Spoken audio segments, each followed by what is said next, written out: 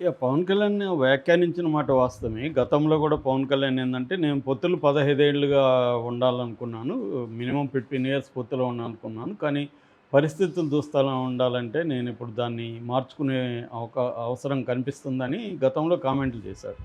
ఎప్పుడు చేస్తాడు పవన్ కళ్యాణ్ ఎలాంటి కామెంట్లంటే, ఆయన అనుకున్నది జరగనప్పుడు ప్రభుత్వంలో, లేకపోతే తన మాట చెల్లుబాటు కానప్పుడు, లేకపోతే కొన్ని రకాల ఇబ్బందులు ఎదురైనప్పుడు హ్మ్. ఈ మాటలు మాట్లాడడం అలవాటే పవన్ కళ్యాణ్‌కి. అంటే ఒక రకంగా గవర్నమెంట్‌ని తన దారికి తెచ్చుకోవడానికి చేసే టాక్టిక్స్‌లో భాగంగా పవన్ కళ్యాణ్ ఎత్తుగడలుంటాయి. హ్మ్. అంతకుముందు కూడా మనం గమనిస్తే పవన్ కళ్యాణ్ ఎత్తుగడలు సీఎం చంద్రబాబే అనేవాడు, మళ్ళీ ప్రజలు కోరుకుంటే సీఎం అవుతా అనేవాడు ఎన్నికల ముందు నేను హ్మ్. చెప్పేది. అంటే ఒక కన్‌ఫ్యూజన్‌లో ఇతరులను పెట్టడం అనేది పవన్ కళ్యాణ్‌కి ముందు నుంచి కూడా ఒక స్ట్రాటజీ. చాలామంది ఆయనకు కన్‌ఫ్యూజన్ అనుకుంటారు. ఆయనకి హ్మ్. కన్‌ఫ్యూజన్ లేదు.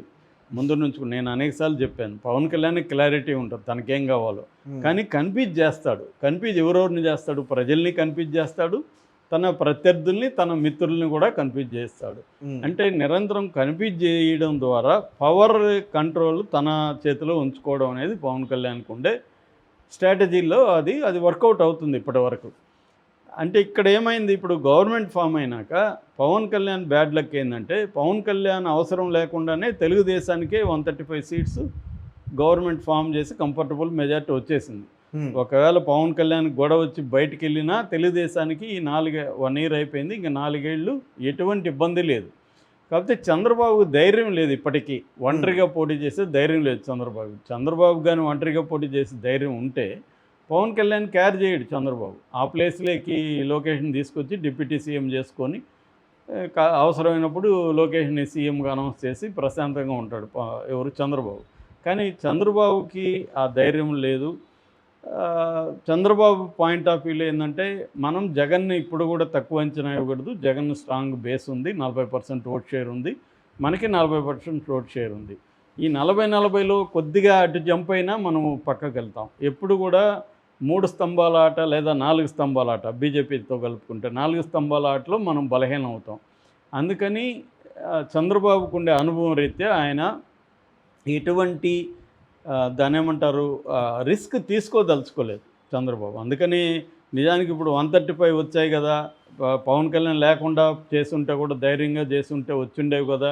ఇప్పుడు మోడీకి సరెండర్ అయ్యి, పవన్ కళ్యాణ్‌కి సరెండర్ అయ్యి ఎందుకు పరిపాలించాలి అన్న ఫీలింగ్ తెలుగుదేశం కేడర్‌లో కూడా ఉంది.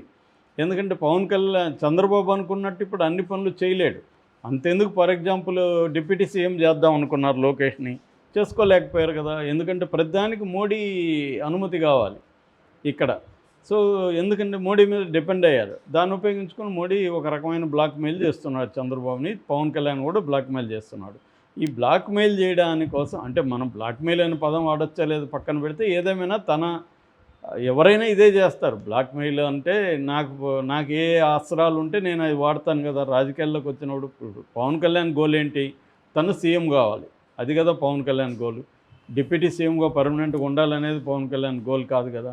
అయినా కూడా డిప్యూటీ సీఎంగా తనకి ఒక పవర్ ఉండాలి. ఎందుకంటే నేను లేకపోతే చంద్రబాబు అధికారంలోకి వచ్చి ఉండడు అనేది పవన్ కళ్యాణ్ నమ్ముతున్నాడు. అది వాస్తవం కూడా. హ్మ్. ఆయనకు 135 వచ్చుండొచ్చు కానీ పవన్ కళ్యాణ్ పొత్తు లేకపోతే వచ్చుంటాయా అనేది డౌటే. సో, కాబట్టి పవన్ కళ్యాణ్ ఏమనుకుంటున్నాడంటే నా వల్లనే కదా నీకు పవర్ వచ్చింది. కాబట్టి ఆ పవర్‌లో షేర్ నాకుండాలి కదా అనేది పవన్ కళ్యాణ్ అనుకుంటాడు. రెండోది తను కొన్ని రూల్స్ కొన్ని ఇవి పెట్టుకున్నాడు. కొన్ని హామీలు ఇచ్చాడు ప్రజలకి. ఆ హామీలేవి నెరవేరట్లేదు. హ్మ్. చాలా సార్లు పవన్ కళ్యాణ్ నేను గ్యారంటీ అని చంద్రబాబు తరఫున నిలబడ్డాడు. అది కూడా ఉపయోగపడింది. హ్మ్. ఎందుకంటే చంద్రబాబును ప్రజలు నమ్మే పరిస్థితి ఫుల్‌గా లేదు. గతంలో ఆయన అనేక హామీలు ఇచ్చి నెరవేర్చలేదు కాబట్టి.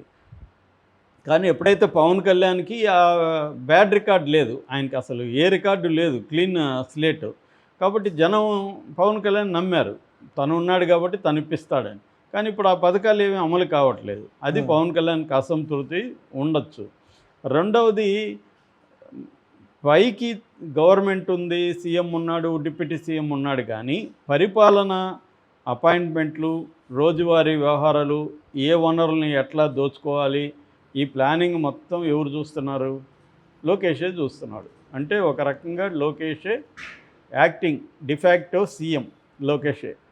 లోకేష్కి తెలియకుండా ఎక్కడ ఏ ఫైల్ కదలదు, ఏ మినిస్ట్రీలో కూడా ఏ ఫైల్ కూడా ఇంపార్టెంట్ ఫైల్ ఏది కదలదు, లోకేష్ అనుమతితోనే ఉండాలి.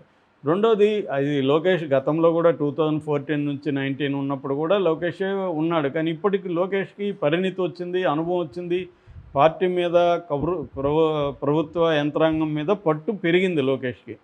సిస్టమేటిక్గా చేయడం మొదలుపెట్టాడు లోకేష్. ప్రతి డిపార్ట్మెంట్లో తన మనుషులను పెడతాడు, వాళ్ళు చెప్పిందే వినాలి. ఇప్పుడు టీటీడీలో ఒక మనిషి ఉన్నాడు, అతను చెప్పిందే అక్కడ బోర్డు డైరెక్టర్ కానీ అందరూ కూడా వాళ్ళు వినాల్సిందే, చైర్మన్ దగ్గర నుంచి, లేకపోతే నడవదు. అలాగా లోకేష్ ఏంటంటే ఒక సెంట్రలైజ్డ్ కమాండ్ కంట్రోల్ లాంటిది ఏర్పాటు చేసుకొని తనే చేస్తున్నాడు. ఏ పోలీస్ ఆఫీసర్ నియమించాలన్నా, ఏ బ్యూరోక్రాట్ నియమించాలన్నా తనే చేస్తున్నాడు.